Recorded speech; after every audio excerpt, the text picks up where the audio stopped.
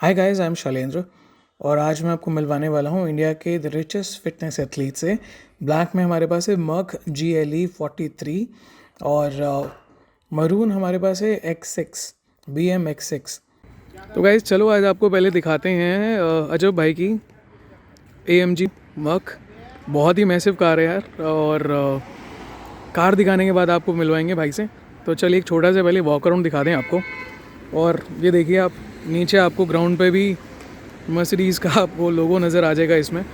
तो चलो मिलवाते हैं भाई से आपको पहले। तो भाई ये हैं हमारे अजब भाई, गुड़गांव हरियाणा से। बहुत ही दिलदार इंसान है, और आई एम श्योर जब आप इनका इंटरव्यू देखेंगे तो बहुत सारी आपको चीज़ें बताने वाले हैं, बहुत सारी चीज़ें आप इनसे सीखने वाले हो। भाई प्लीज़ थोड़ा सा अपनी गाड़ी के बारे में बताओ यार। भाई ये मर्सिडीज की कार है। मैंने अभी लॉकडाउन में लिया 21 मार्च को, मेरा बर्थडे था उस पे। अच्छा। मैंने सोचा था, मैंने कि रोड पे जाते हुए इसको देखा था कि AMG यार ये कौन सी कार है। मैं मानोगे नहीं, 15 किलोमीटर मैं अपनी BMW X6 के इसके पीछे दौड़ा हूँ। हाँ जी। सिर्फ ये देखने के लिए कि कार कौन सी है। मैंने फिर इसकी फ़ोटो ली है। हाँ जी। फिर मैंने देखा इसका जो लोगो पीछे लगा होता है मर्स का है। तो मैंने देखा ये मर्सिडीज़ की AMG 43 हाँ जी AMG। हाँ जी। हाँ कार है। तो मैंने इसका फ़ोटो क्लिक किया, मैंने प्लान किया, मैंने किया यार मुझे ये कार लेनी है। बस तो उसी दिन मैंने, फिर लॉकडाउन हो गया, फिर मैंने इसको बुकिंग किया। फिर मुझे यहाँ से ये कार नहीं मिली, कहते यार यहाँ अवेलेबल नहीं है। फिर मैंने ये कार केरला से मंगाई थी। तो ये कार आपने केरला से मंगाई है गाइस। जी जी जी। Look at the interior, outstanding. मैं यार मतलब जैसा पैसा वैसा काम, और वैसे ही हमारे भाई अजब। You can look at the entire this thing, and you know when you look at this segment, man, this is outstanding. This is amazing. भाई ये बटन्स भी बता दो एक बार, आधे लोगों ने देखे नहीं होते गाड़ियों में कौन से बटन होते हैं ये बटन है भाई। गाड़ी अगर नीचे कहीं जा रही है, जैसे कोई पत्थर या कुछ आ जाता है, तो इसको हम प्रेस करते हैं तो गाड़ी हमारी 4 से 5 इंच ऊपर आ जाती है। हाँ जी। ये है हमारा नॉर्मल जो हम ड्राइव करते हैं। हाँ जी। ये स्पोर्ट्स है, ये स्पोर्ट्स प्लस है। जब इस पे गाड़ी भागती है ना, हाँ अगर जी। आप, मैं इसका आपको साउंड सुनाऊंगा। अभी एक बार मैं स्टार्ट करता हूँ। बिल्कुल भाई। आपको कौन सा मोड पसंद है इसमें? मेरे को तो नॉर्मल ही है, बस मैं ज़्यादा गाड़ियाँ भगाता नहीं हूँ, बस अकेला अपने गाड़ी बस ड्राइव। कभी मन किया तो हाँ जी। थोड़ा बहुत करने के लिए एंजॉय, की गाड़ी खाली रोड है तो मैं फिर स्पोर्ट्स प्लस पे चलाता हूँ। स्पोर्ट्स जब प्लस कार पे चलाते हैं भागती है तो हवा निकलती है, जैसे फ्लाइट में बैठे हो ना, ऐसा फील आता है बिल्कुल कार में बैठने के बाद। भाई लॉकडाउन में इस आपने महिला गाड़ी का परचेज करी है? बड़े प्यार से इस हाँ कार जी। को लिया है, सोच हाँ जी। समझ के कि भाई मुझे कार लेनी है, और ब्लैक कलर में मुझे कार अच्छी लगी है, इसलिए मैंने इसको परचेज। बहुत ही सही भाई। आपने ये गाड़ी लॉकडाउन में ली है। कितना इन्वेस्ट करा आपने लॉकडाउन में? अब उसके बारे में मैं आपको क्या बताऊं। मेरे को ये 1.17 की पड़ी है। 1.7? 1,17,00,000 रुपए, 50,000 कुछ रुपए की पड़ी। तो 1,18,00,000 मान के चलें। जी जी जी। तो 1,18,00,000 की गाड़ी आपने लॉकडाउन में परचेज करी है। जी जी। So guys I am sure अब आप समझ सकते हो क्यों मैं आपको बार बार बोल रहा हूँ कि यार one of the richest athletes in India, जो लॉकडाउन में भी 1.25 करोड़ के आसपास की गाड़ी लेते हैं। तो भाई एक बार इसका एग्जॉस्ट और सुना दो कैसा है। जी जी जी, बिल्कुल बिल्कुल बिल्कुल। तो गाइज इसका ना एग्जॉस्ट की आवाज़ आएगी आपको पहले, स्पोर्ट्स जैसी, यू कैन हियर इट।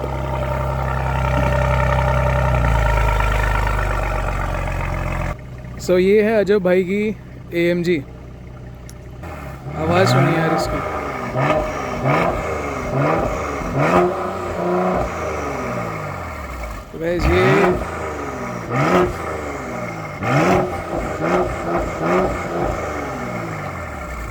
तो गाइस ये हैं अजब भाई।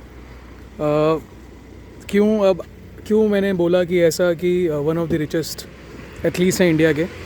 तो आई एम श्योर अब आप समझ चुके हो क्यों मैंने बोला कि one of the richest athletes in India. हमेशा मेरी नज़र और मेरी सोच मेरी बड़ी चीज़ों पे रही है। और आई थिंक अजय भाई आपने सारे काम भी ऐसे ही बड़े करे हैं।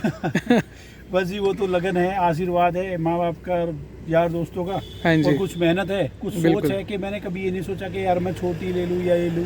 बाकी लाइफ में तो कुछ भी हो सकता है। अभी जो इतना बड़ा पूरे वर्ल्ड पे, पूरी दुनिया पे जो खैर हुआ है, पर बाकी मैं तो यही कहता हूँ कि खुश रहो अपनी लाइफ में, एंजॉय करो। मेरी ये सोच रहती है कि लोग बाग, मैं साल भर में जहाँ पे नशा करते हैं, गुटखा बीड़ी शराब, उसमें इतना पैसा उड़ा देते हैं। तो हाँ जी। मेरी सोच है कि मैं अपने शरीर के ऊपर या मैं अपने शौक पूरे करूं इस पैसे बिना की। बिल्कुल बिल्कुल इससे बिल्कुल। इससे मुझे कई हजार ज़्यादा गुना बेनिफिट है। हम अपना पैसा खर्च करके जो नशा करते हैं, हाँ जी, पैसा वेस्ट, 101% लॉस, बिल्कुल बिल्कुल भाई। Money waste and physically and हमारा जो शरीर है वो खराब होता है। हाँ जी, फैमिली में हम अच्छे से नहीं रह पाते, बच्चे पे वो असर पड़ता है सबसे ज़्यादा। अगर हमारे पापा ड्रिंक करके आते तो हाँ जी, कि वो भी यही सोचते हैं कि यार ये होता क्या है। मैंने अक्सर देखा छोटे बच्चों को, यार एक बार हम इसको देखते हैं, कहीं ना हाँ कहीं जी, मेरे माइंड में भी ये बातें आती थी कैसे। हाँ जी, तो इस चीज़ों से बचना कि हम वो पैसा वो अपनी मेहनत से कमाए, वो हम अच्छी चीज़ों पे क्यों ना यूज़ करें। बिल्कुल। तो गाइज भाई का इंटरव्यू पूरा देखना, एंड तक देखना, बिना स्किप करे। बहुत सारी बातें बताने वाले हैं अजब भाई आज, और आई एम श्योर इनसे आज आप बहुत कुछ सीखने वाले हो गाइज। तो बिना स्किप करे ये इंटरव्यू एंड तक देखना।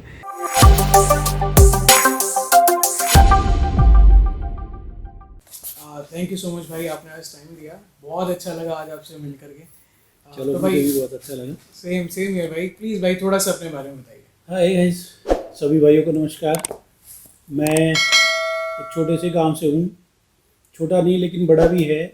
तो मेरा पूरा नाम अजब सिंह है, लेकिन मुझे लोग अजबी कादरपुरिया के नाम से जानते हैं। काफ़ी लोग तो पहलवान के नाम से भी जानते हैं, जैसे बाहर जाते हैं आसपास के गांव में। तो उसमें तो मेरा बचपन से ही शौक रहा है भाई स्पोर्ट्स पे। मेरे पापा जी बहुत अच्छे रेसलर थे, गांव में और भी चाहते, लेकिन सबसे बेस्ट मेरे पापा थे। मैं कोई तारीफ नहीं कर रहा हूँ, जो मैंने उनके लिए सुना है। गांव को छोड़ के जैसे आज भी मैं कहीं बाहर जाता हूँ यहाँ से 10-20-50 किलोमीटर दूर, तो कहते हैं यार ये बेदी पहलवान का लड़का है, कहते हैं यार तेरे पापा बहुत अच्छे रेसलर। तो आज भी मुझे पापा के नाम से जाना जाता है, बेदी पहलवान। हाँ, वो कहते थे यार वो बहुत अच्छा था, वो ऐसे करता था, वो 2 मिनट से ज्यादा किसी को नहीं छोड़ता था। तो मेरे अंदर और भी ज्यादा जोश आता था कि यार मेरे पापा ने किया तो क्यों ना मैं भी कर जाऊं। बिल्कुल बिल्कुल बिल्कुल।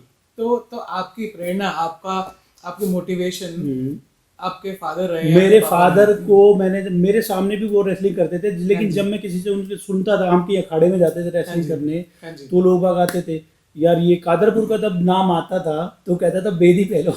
तो एक अलग ही प्राउड फील होता था, एक जोश आता था करते हुए। हाँ जी, कि भाई मैं तो मेरे अंदर इतना जोश आ जाता था कि ताकि मैं उनके लिए उनका नाम और भी रोशन कर सकूं। बहुत तब मैं करता था। तो फिर मैंने सोचा जब मैंने उतना किया है, उस टाइम में तो इतनी फैसिलिटी नहीं थी, या तो फिर भी कुछ है। हाँ जी। तो मेरे अंदर और भी जोश आता था, मैं करता था। मैंने रेसलिंग शुरू की। तो ये आपने रेसलिंग कौन सी ईयर में स्टार्ट करी भाई आपने? मैंने रेसलिंग की थी 98 में आपने रेसलिंग स्टार्ट की थी, जब मैं स्कूल में होता था। स्कूल में होते थे। तो मुझे क्या था कि यार मुझे बचपन से पापा से हटके भी मेरे दिमाग में ये होता था कि यार मुझे स्पोर्ट्स में जाना है। हाँ, स्कूल से आने के बाद तो पापा ने गांव में एक अखाड़ा बनाया, बच्चों को बुलाया, अपने सर्कल को बुलाया कि भाई एक अखाड़ा बना लेते हैं, हिसाब से बच्चों को रेसलिंग में डालते हैं, कुश्ती में, जो गांव की कुश्ती होती है। तो हम तो बहुत छोटे होते थे उस टाइम पे, तो चलते थे, चलते थोड़े से बड़े हुए, फिर थोड़ा और इंटरेस्ट आया, तो रेसलिंग में ऐसे इंटरेस्ट बढ़ता चला गया। तो जब हम पहली बार कहीं, मुझे याद नहीं है अभी, हम जहाँ पे कुश्ती में जब जीते थे, तो वहाँ पे हमें 10 रुपए मिले। तो कुश्ती में जब अपनी गेम बाउट, उसमें आपको 10 रुपए मिले थे पहली बार? हाँ, 10 रुपए मिले थे। और कौन से साल की बात है भाई वैसे? भाई ये मेरे ख्याल से 99 की बात है बस। वो गाँव में कहीं ऐसे थे, तो छोटे होते थे याद नहीं। तो जब पाओ के भाई इसको लड़ा देते हैं ऐसे ही, तो मेरे से कहा कर लेगा, मेरे से काफी सीन था, मैंने कि मुझे किसी से भी करा दो, मुझे करना है बस ये। तो भाई ये जो देखो, क्योंकि ना अक्सर कहा जाता है कि पहली कमाई की फीलिंग ही अलग होती है। क्या मुझे पहली कमाई थी वो? मुझे ऐसे लगा यार, मुझे 10 रुपए से बढ़ के मुझे लगा कि मुझे सबसे ज्यादा फील मुझे ये आ रहा था कि यार मैं पहलवान बन सकता हूँ, मैंने इस कुश्ती को जीत लिया, हाँ। मैं पहलवान। और फिर 10 रुपए को देखता था, अगर ये बहुत बड़ी वो है, पहले 10 या उसमें बांध देते थे। हाँ जी, इस रोली में बांध करके भाई ये देते, तब मैंने पहली बार, तो मुझे उससे कुछ और लगा।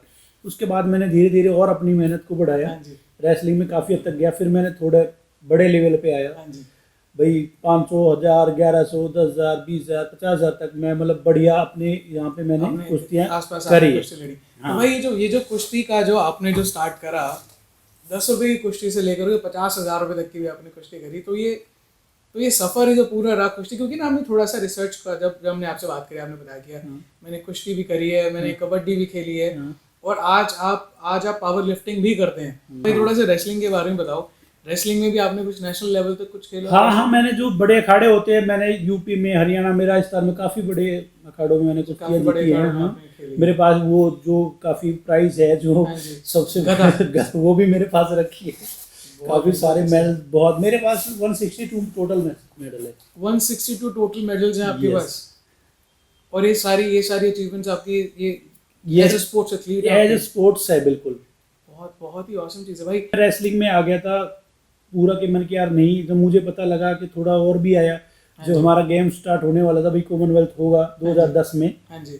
तो उसके लिए मैंने बहुत अच्छी, मेरे गुरु जी थे श्यामलाल जी, मैंने वहाँ पे प्रैक्टिस किया आय नगर में, यहाँ द्रोणाचार्य उसके सॉरी अर्जुन मेट्रो स्टेशन के पास ही अखाड़ा, मैं वहाँ पे दिन रात मेहनत करता था। हाँ जी। सुबह दोपहर को भी, शाम को भी, रात को जब सब सो जाते थे उठ के भी करता था। तब भी आप मेहनत हाँ, करते मुझे थे। ये था कि मैं कहीं अपने कॉम्पिटिटर से उनसे आगे चलूंगा, हाँ जी। उनसे काफी आगे कर पाऊंगा। तो गोल आपका ये था कि मैं मेरे जितने साथ में जितने भी एथलीट हैं मैं उनसे हाँ, मैं आगे उनसे बढ़ूं आगे करूँ। हाँ, ताकि और मेरे मैं अंदर कॉमनवेल्थ खेलूं उसके कॉमन, लिए। मेरे दिमाग में सिर्फ ये सपना था, मैंने कॉमनवेल्थ सिर्फ सुना था। हाँ जी। मुझे ये नहीं पता कॉमनवेल्थ होता क्या है, उसमें कैसे जाते हैं, क्या करते हैं कुछ, बस मेरे दिमाग में ये फीड था कि मुझे कॉमनवेल्थ खेलना है। खेलना है। बहुत सही। उसके लिए मैंने दिन रात मेहनत की, एक कोच भी आता था बढ़िया तरीके से, मतलब मैं कहीं ना कहीं हाँ जी। अपने आप को और लोगों को लगता था कि ये कर सकता है, 70% में बिल्कुल रेडी था। हाँ जी। बस उसके बाद फिर हम जब प्रैक्टिस कर रहे थे तो मुझे हाथ में फ्रैक्चर आ गया। अच्छा। मेरी सारी पूरी लाइफ की मेहनत खराब हो गई थी। जब हाथ बस में दिमाग फ्रैक्चर से वो नहीं निकल रहा था कि यार मैं इतना सब कुछ करने के बाद और आज रह गया। हाथ में प्लास्टर था, घर पे रेस्ट था, बस दिमाग में कुछ उल्टा सीधा आ रहा था, बहुत अकेलेपन में रोना भी आता था, यार इतना सब कुछ करके आज मैं यहाँ पहुँच के हाथ से सब वापिस जा रहा हूँ। तो धीरे धीरे मेरा हाथ रिकवर हुआ, तो मैं ऐसे ही जिम में चला गया था। भाई आई एम श्योर वो जो मोमेंट थे वो बहुत ही आई थिंक वो कहते हैं बड़े इमोशनल से मोमेंट हो जाते हैं। मैं इतनी मेहनत कर रहा हूँ, इतने आगे तक मैं आया हूँ, दिन रात मैंने मेहनत करी एक ही सपने के लिए कि मैं आगे जाके कॉमनवेल्थ खेलूं। यही था मेरे दिल में, लेकिन मैंने अपने आप को कभी कमजोर नहीं होने दिया। हाँ जी। मुझे ये था यार फ्रैक्चर है, हाँ जी। हो जाएगा, 2 महीने में हो जाएगा, 3 में हो जाएगा, 4 में हो जाएगा। हाँ जी। कहीं ना कहीं अगर अब नहीं हुआ तो मैं नेक्स्ट टाइम फिर फाइट करूंगा। भाई सबसे इम्पोर्टेंट बात ये जो भी आपने बताई है ना, अक्सर लोगों को देखा जाता है एक बार अगर कुछ हो जाता है तो कहीं ना कहीं वो गिव अप कर देते हैं। उन लोगों को ना अपनी अपनी सोच के ऊपर डिपेंड करता है कि मेरे अंदर कितना जोश है, मैं क्या कर सकता हूँ। मेरा ये था कि मेरा आज नहीं तो कल 2 महीने में ठीक हो। डॉक्टर ने बोला था 21 दिन का प्लास्टर होता है, ठीक है हो जाएगा। उसके दौरान मैंने फिर जैसे स्टार्ट किया, मुझे फिर दोबारा से हो गया था। फिर दोबारा आपको हाँ, फिर मुझे 1.5 महीने फिर रहना पड़ा। फिर मैंने 1.5 महीने की बजाय मैंने रेस्ट किया 3 महीने। हाँ जी। मेरे हाथ में प्लास्टर होता था, मैं जिम में जाता था, डॉक्टर ने बोला कि थोड़ा प्रैक्टिस करना है। हाँ जी। कभी हाथ हाँ जी। कई बार वो हो जाता है, अकड़ जाता है, इसके ना थोड़ी फिंगर्स की मूवमेंट करनी है थोड़ा। हाँ जी। मैं ऐसे ही चला गया था, कोई भाई मिला के यार आप जिम करते हो, हम ठीक है। तो मेरे हाथ में प्लास्टर होता था, मैं फ्री स्क्वाट लगाता था, हाँ जी। 3000 स्क्वाट लगाता था, मायने रखती है टाइम दे। 3000 स्क्वाट्स लगाते हाँ, हैं। मेरा टारगेट होता है लाखों में। मैंने जब मैं ऐसे भाई थोड़ा सा इसके बारे में बताओ कैसे लाखों में। मैं जब अपना मैं सॉरी आपको इंटरप्ट कर रहा हूँ, यहाँ पे ना अक्सर देखा गया जब जिम में जाते हैं ना, टारगेट होता है यार इसमें ना इस एक्सरसाइज में शोल्डर कर रहा हूँ मैं, मेरे को 20 रैप करने, खत्म। 20 के 3 रैप कर लिया, 20 करा, फिर 18 करा और फिर 15 पर आकर के रोक दिया। आपके लाखों में टारगेट होते हैं। मैंने पहले किया था कि भाई मुझे फ्री स्क्वाट करनी है, और तो बाकी जब अगर हाथ में चोट लगता है, सारे बॉडी हाथ के ऊपर डिपेंड करती है, हम कोई भी वर्कआउट करते हैं, तो बस मैं फ्री स्क्वाट करता था। हाँ जी। जिम में जाता था, थोड़ा वर्कआउट किया, बाहर से जिम में अलग एक रूम में जाके हाँ जी। फ्री स्क्वाट करता था किसी के साथ में भी। हाँ जी। तब तक पूरा पसीना, पूरी बॉडी ना भीग जाए ना पसीने से। मैंने फर्स्ट टाइम पे किया था, मैंने कहा यार मैं एक टारगेट बना लेता हूँ आज से। मैंने पहले 500 किया, फिर 1000 किया, फिर एक महीने में मैंने किया था 30,000 पर डे। महीने में 30,000 पर डे। मैंने कहा यार मुझे अच्छा नहीं लग रहा है, मैंने उसको बढ़ाया। आपने उसको भी और नंबर आगे बढ़ा दिया। फिर मैंने उसको किया 2000। अच्छा। नेक्स्ट मंथ मैंने 3 महीना की ओप की उसको अच्छे से कवर होने दो, आज तो फिर मेरा ठीक होने के बावजूद भी तो मुझे लगा यार और बढ़ाना है। फिर मैंने किया 4000। भाई अभी कितना बेंचमार्क है वैसे, कितना हाईएस्ट अभी तक कितने करे वैसे आपने? मैंने किया 200 किलो की बेंच प्रेस। 200 किलो की बेंच प्रेस करी है। 320 डेड लिफ्ट। बहुत ही सही भाई। 280 की स्क्वाट। भाई थोड़ा सा इसके बारे में बताओ कि हम आने वाले थे इसके बारे में।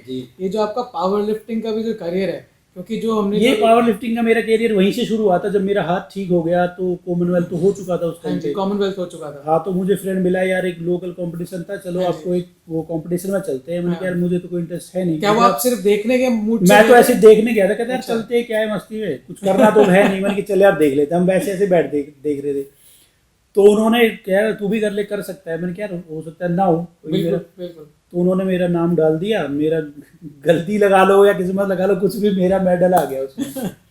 मेरे दिमाग में हो गया। फिर वो कह रहा है यार स्टेट होगा, स्टेट के बाद नेशनल होगा। हाँ जी। और ना टीम पावर लिफ्टिंग की बाहर भी जाती रहती है, एशिया होता है, कॉमनवेल्थ। जब कॉमनवेल्थ का नाम आया तो कहीं ना कहीं मेरे अंदर से फिर वही आग जो शरीर में मुझे लगी, जो एक लगन और जो एक जोश आया, तो मैंने सोचा यार अगर रेसलिंग में मैं नहीं कर पाया तो पावर लिफ्टिंग में मुझे खेलना तो कॉमनवेल्थ ही है।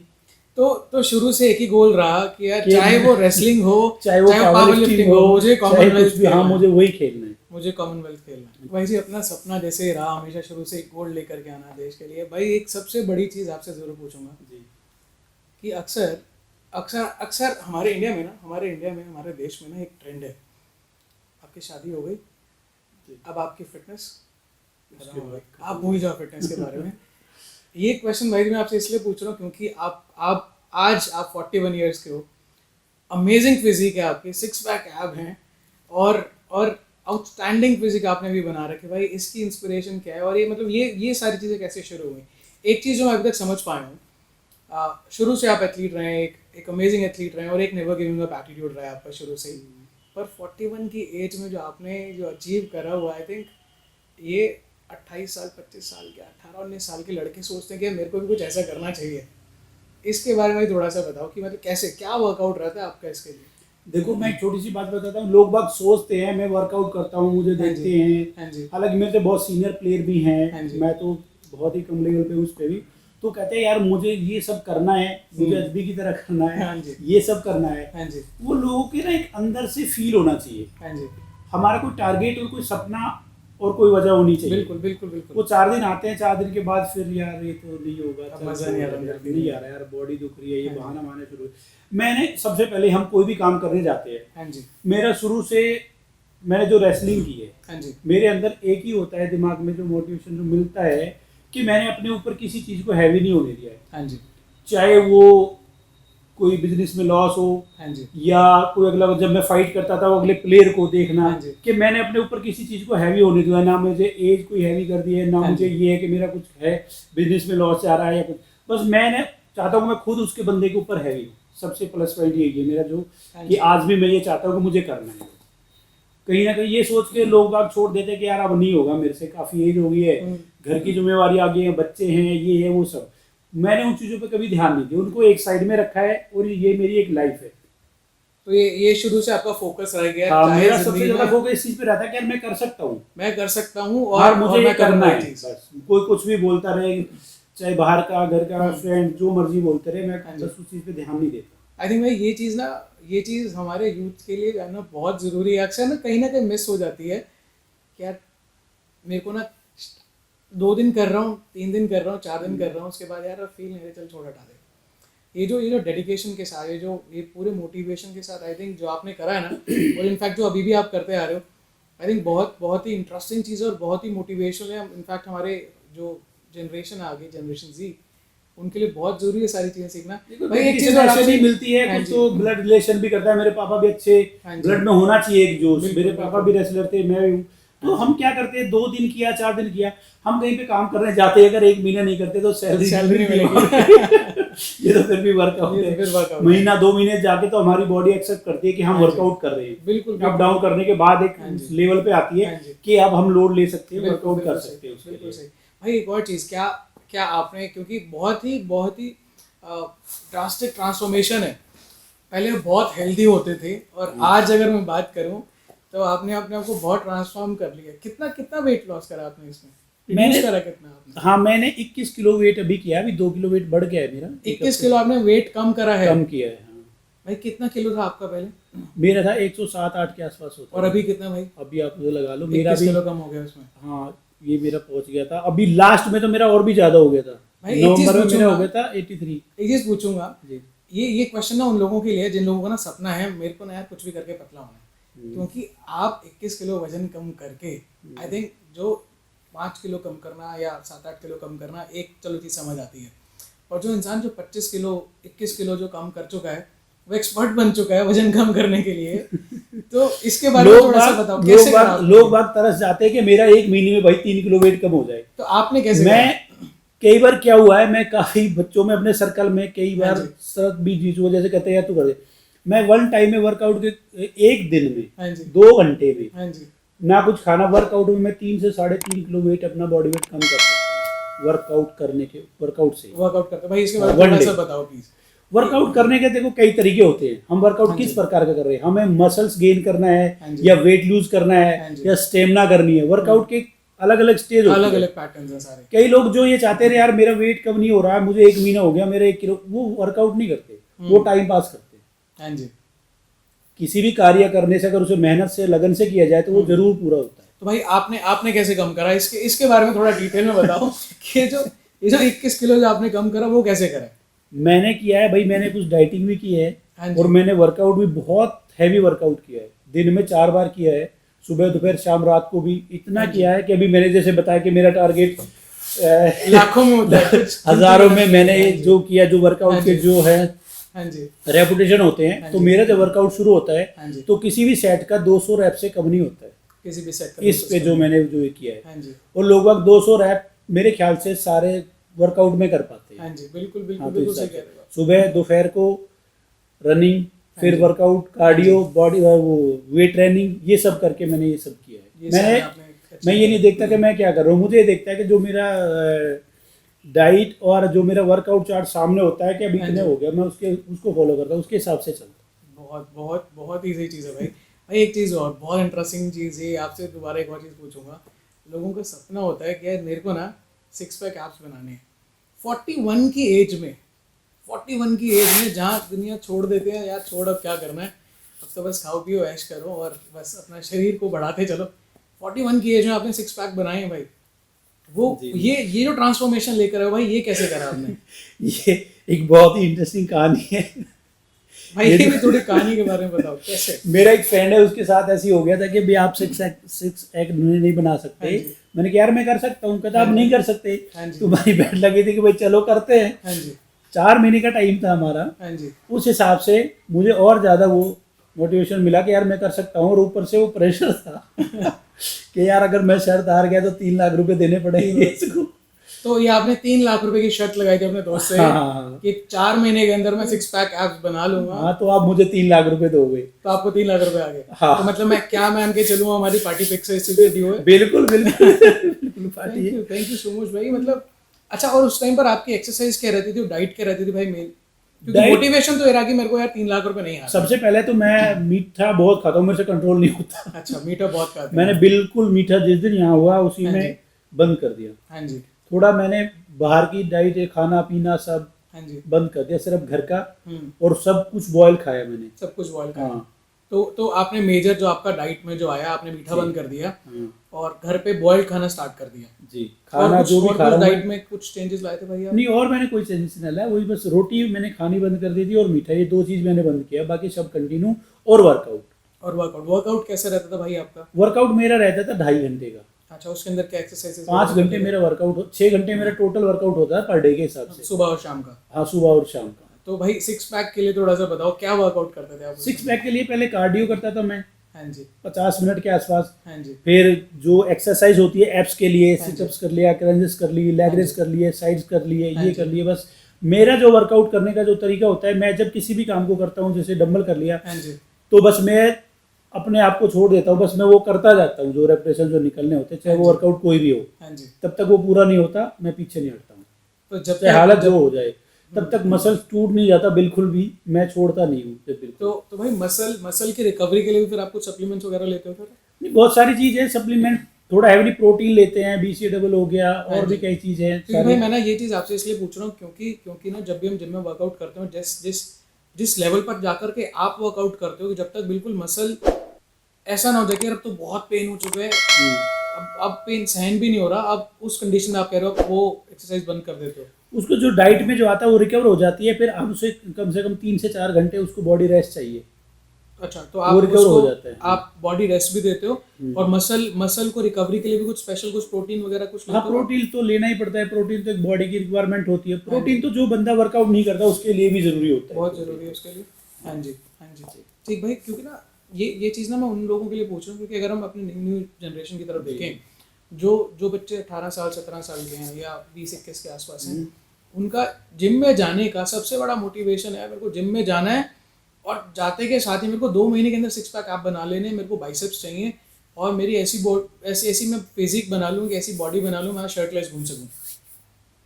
देखो भाई, उनके बारे में क्या कहना सभी को चाहोगे एक ही भाई आप? सुझाव देना चाहता हूँ कि ना तो मैं इतना बड़ा कोच के लेवल पे हूँ। हाँ जी, जो मेरे साथ होता है या मैंने जो तजुर्बा है मेरा हाँ जी, वर्कआउट का, चाहे हाँ वो जी, रेसलिंग हो, चाहे कबड्डी हो या कुश्ती हो हाँ जी, या पावर लिफ्टिंग हो, हाँ जी, जिम के अंदर क्या क्रेज होता है। आज ये क्रेज ज़्यादा से ज़्यादा 10 साल में ये सारा है। हाँ जी, मैं जब घर से बाहर निकलता हूँ या कहीं भी आता हूँ तो आज भी, अभी मैं सुबह घर से निकल के आया था तो बच्चे थे छोटे, तो कह रहा देख आज भी जा रहा है यार, इसके ना 6 वो है पैक। हाँ जी, मैंने ना फेसबुक पे देखे मैंने उसको बुलाया, तूने कहा देख रहे अंकल मैंने वहाँ पे देखे ऐसे। हाँ मैंने जी। कहा, ठीक है तुम भी करना चाहोगे? कहता हाँ अंकल मैं ना बड़ा होकर ना बस मैं वर्कआउट शुरू करूँगा। तो मैं सभी को एक सुझाव देना चाहता हूँ कि जो हम एक सबसे बड़ी गलती क्या करते हैं कि हमें एक दूसरे को देख के हाँ जी, वो सब नहीं करना चाहिए। बिल्कुल बिल्कुल। मुझे ये नहीं करना चाहिए कि भाई के 6 पैक है तो मुझे भाई जैसा बनना है। काश मेरे भी बनाए जल्दी से। ये इसको अंदर होना बहुत जरूरी सबसे है। पहले हमें देखना कि हमारे अंदर क्या वो मोटिवेशन है, वो स्टेमिना है जो हम कर हाँ सकते जी। हैं। हम जोश में तो कर सकते हैं, जिम बिल्कुल। ज्वाइन कर देंगे, 10-20 प्लाजो में एडमिशन किया, फिर हम नहीं जा पाते। हाँ जी, ये एक अंदर से खुद की लगन होती है जो हम बिल्कुल। करते हैं, वो सबसे जरूरी है। बिल्कुल। हमें कम से कम जिम में जाने के बाद में वर्कआउट करना चाहिए। हाँ जी, जो भी हम कार्य करते हैं, चाहे वो वर्कआउट हो या कोई बिजनेस हो, उसका रिजल्ट तो आता है, लेकिन बिल्कुल। थोड़ा सा टाइम लगता है। बिल्कुल सही बात। उसमें क्या करते हैं बच्चे के भाई आज जिम ज्वाइन किया, हमें तो भाई 2 महीने में 6 पैक ऐप चाहिए। हाँ जी, वो नहीं बनते ऐसे, ये वो सब नहीं बनावटी बनते। बातें हैं। हाँ जी, अगर हम इतना जल्दी करेंगे कहीं पे तो हमें या तो कहीं ना कहीं इंजरी आ जाएगी हाँ जी, या कोई साइड इफेक्ट होगा, उसके लिए हम ज़्यादा हैवी स्टेरॉइड ले लेंगे। और आजकल जिम में सबसे ज़्यादा यही चल रहा है कि जो कोच होते हैं, ट्रेनर होते हैं, हाँ जी, वो सभी बच्चों को गाइड करते हैं। हाँ जी, बच्चा देखता है कि यार भाई के बाइसेप्स बहुत बड़े हैं, मुझे भी 18 इंच करने हैं। हाँ जी, तो ऐसा नहीं होता। हर हाँ चीज़ जी। को एक समय चाहिए, एक टाइम चाहिए। 18-20 साल का बच्चा कितनी उम्र होती है उसको कुछ नहीं पता होता। तो उसको कुछ नहीं पता, जिसको उसको आप जैसा बताएंगे वैसा वो कर रहे हैं। तो सबसे पहले तो मैं ये ही कहना चाहूंगा कि हम हाँ जी। ऐसा कोई सप्लीमेंट ना लें, हम्म, वेट करें हाँ जी। टाइम का। 20-25 साल के बाद जैसे जैसे बॉडी ग्रोथ करती है, 20-22 साल तक तो 25 साल तक तो वैसे नेचुरल बॉडी का नेचुरल चलता है। हाँ जी, तो कोई स्टेरॉइड ना ले, कुछ ना ले। हाँ जी। हालांकि बस ये प्रोटीन ले, हाँ जी, अच्छी जगह से ले, हाँ जी, किसी की सलाह करके ले, अपने घर वालों को बता। कई बार बच्चे क्या करते हैं कि पैसे ले लेते, घर वालों को पता नहीं होता कि हमारा बच्चा क्या कर रहा है। बिल्कुल बिल्कुल सही कह रहे हो भाई आप। इतनी कम एज में ये सब चीज़ें खाना बहुत ही साइड इफेक्ट हो जाता है, बहुत ही हद तक। बहुत अच्छा हमारी लाइफ यार, हमारी पर्सनल खुद नहीं है, हाँ जी, हमारा परिवार है, भाई है, सबके लिए जीना है। बिल्कुल बिल्कुल सही कह रहे हो भाई आप। तो मैं तो सबसे यही सुझाव देना चाहूँगा कि 18-20-25 साल तक किसी को स्टेरॉइड यूज़ नहीं करना चाहिए। मेहनत करो, नेचुरल खाओ, घर में घी है, दूध है, प्रोटीन भी लो, जो मर्जी खाओ, अंडे खाओ, चिकन खाओ, वेज, उसमें भी वही चीज़ें हैं। बिल्कुल बिल्कुल। बस उसके लिए थोड़ा सा टाइम वेट करना पड़ेगा। बिल्कुल बिल्कुल। आजकल तो- क्या क्रेज क्या हो गया कि यार बस जिम में जाएंगे एडमिशन कराने के बाद कि सर मुझे तो बाइसेप्स चाहिए 22 इंची के, 6 ऐप चाहिए और ये चाहिए, पैसे बताओ। और उस चक्कर में कहीं ना कहीं वो उस चक्कर में मेरे सामने गलत ऐसे कई practices में हादसे आ हुए जाते हैं। हैं। अभी यहाँ पे तकरीबन 1.5 साल पहले दिल्ली में ही कोई हादसा हुआ था किसी हाँ के जी। साथ में। उसको डीएसपी था हाँ जी, दिल्ली पुलिस में, उसके बच्चे को किसी उसने ट्रेनर ने किया ट्रेंड और उसको प्रोटीन दे दिया। प्रोटीन में वो बिल्कुल ही डुप्लीकेट था, जिससे उसके खाने के कारण 3 से 4 महीने में उसकी डेथ हो गई थी। वो फैक्ट्री पकड़ी गई थी, उसी ने वो इंक्वायरी कराई थी। और आई आपको थिंक शायद याद हो। बिल्कुल बिल्कुल। आई थिंक अभी कुछ टाइम पहले मुजफ्फरनगर में कुछ 7.5 करोड़ रुपए के नकली सप्लीमेंट्स वगैरह। हाँ, अभी पिछले दिनों की बात है। हाँ जी। तो आजकल मैं तो सबसे ये कहता हूँ कि किसी अच्छे जानकार से, हाँ जी, किसी अच्छे ब्रांड से, हाँ जी। किसी स्टोर से अच्छी चीजें ले, और नकली प्रोटीन ले, चीजों से बचे। नकली चीजों से बचे। कि एक बहुत बड़ा स्केल बन चुका है, बहुत बड़ा बिजनेस बन चुका है ये बिल्कुल डुप्लीकेट का। बिल्कुल बिल्कुल। क्योंकि शायद हर गांव शहर में घर बचा होगा, कोई बच्चा नहीं बचा होगा जो जिम नहीं जाता होगा। बिल्कुल बिल्कुल। इतनी फैसिलिटी मिली, हाँ जी। एक दूसरे को देख के जाता है, अपने मन से जाता है, वो हाँ करता जी। है, और फिर वो कहीं ना कहीं गलत रास्ते पे चला जाता है। गलत रास्ते में मतलब कोई डुप्लीकेट सामान, हाँ जी, हमें भी इतना नहीं पता होता कि जेन्युइन कौन है डुप्लीकेट कौन सा है, लेकिन हमें इतनी जल्दी नहीं करना चाहिए। भाई किसी समझदार इंसान से लेना चाहिए हाँ जी, पूछ के। ऐसी ऐसी कोई कोई शॉप या ऐसी कोई चीज़ जो आप रेकमेंड कर सको जनरेशन जो लोग जो इंटरव्यू देख रहे हैं, ताकि वो नकली चीज़ों से बच पाएँ। और अगर आपके नोन में अगर कुछ है जिसको आप रेकमेंड कर सको कि यार आप इस स्टोर से जा कर के ले सकते हो, क्योंकि देखो बहुत सारे ऐसे लोग हैं जो इंटरव्यू देखेंगे, इनफैक्ट देख रहे हैं अभी, उन लोगों को अगर ऐसा कुछ पता चल जाए यार अगर जेन्युइन प्रोडक्ट कहाँ से मिल रहा है, ओरिजिनल चीज़ कहाँ से मिल रही है, तो आई थिंक उनके लिए बहुत बेनिफिशियल होगा। ऐसी कोई चीज़ जो आप रेकमेंड कर पाओ भाई? देखो मैं करता हूँ, मैंने कोई प्रोटीन का ब्रांड नहीं, पर कोई ऐसा कोई स्पेसिफिक स्टोर जो आप रेकमेंड कर सको इस मैंने प्रोटीन खाया था 3 साल। जीएनसी का एक प्रोडक्ट आता हाँ है, जी। वो पूरी गारंटी वारंटी के साथ देता है, मुझे भी अच्छा लगा है, मैंने तकरीबन वही खाया हाँ है जी। 3-4 साल। वो देता है, किसी अच्छे ब्रांड से ले हाँ जी देख करके। एक जो ऑनलाइन का सिस्टम होता है, ये मुझे समझ नहीं आता। भाई, आई थिंक ऑनलाइन के बारे में तो हम जितना बात करें उतनी कम, क्योंकि ऑनलाइन में तो अक्सर आपको फेक प्रोडक्ट्स मैं इस पे बिल्कुल भी ट्रस्ट नहीं करता, 1% भी ना। मैं ऐसी कोई चीज़ मंगाता हूँ, पहले जाके देखता हूँ, उसको समझता हूँ, उसका सारा नंबर चेक करते हाँ हैं, जी, या हम जिससे सालों से जुड़े हाँ हैं जी। उससे हम अपना ये सब प्रोटीन वगैरह लेते हैं। बहुत बहुत ही इंटरेस्टिंग चीज़ बताई भाई आपने, thank you so much. I think ये जितने भी लोग इंटरव्यू देख रहे हैं अभी, उन लोगों के लिए जानना बहुत ज़रूरी है। अगर आपको प्रोटीन लेना है, अगर आपको सप्लीमेंट्स लेना है, तो एक ऐसे स्टोर से लें, एक ऐसी जगह से लें जिसको दुनिया जो जानती है परमानेंट है, कई सालों से चला रहा है, जिसपे लोग टेस्ट करते और हैं जेन्युइन वाकई प्रोडक्ट देता वाकई, है कोई। और एकदम से ना लें, सलाह करके लें, बिल्कुल। बढ़िया चीज़ लें। हाँ जी, और मैं तो सबसे पहले भाई देखो, मेरे सभी भाइयों को, हालांकि मैं कुछ गलत नहीं बोलूँगा, और गलत लगे भी तो मैं तो अपने जितने भी जिम में ट्रेनर्स कोचेस होते हैं, हाँ जी, मैं सबसे यही प्लीज़ रिक्वेस्ट करता हूँ कि किसी भी बच्चे को अपने बिजनेस के लिए और अपने पैसे के लिए, कुछ पैसे बचाने के लिए, किसी भी 18, 17, 15, 20 साल के बच्चे को ये सब ना दें। बिल्कुल बिल्कुल बिल्कुल। थैंक यू सो मच भाई, थैंक यू सो मच भाई। चलो थैंक यू बहुत भाई, अच्छा लगा आपसे भी मिलके बहुत अच्छा लगा। भाई आपकी इंटरेस्टिंग, बहुत ही इंटरेस्टिंग स्टोरी आई थिंक। और जितने लोग इंटरव्यू देख रहे हैं अभी, बहुत कुछ सीखा उन्होंने आपसे। और आई थिंक जितने भी माता पिता भी जो इंटरव्यू देखेंगे, जो अभी आपने अपनी एडवाइस दी है बेसिस आपके अपने एक्सपीरियंस के ऊपर, आई थिंक बहुत ही वैल्यूएबल है। सो भाई थैंक यू सो मच। हम उम्मीद करते हैं आप ऐसी आगे तरक्की करते चलें।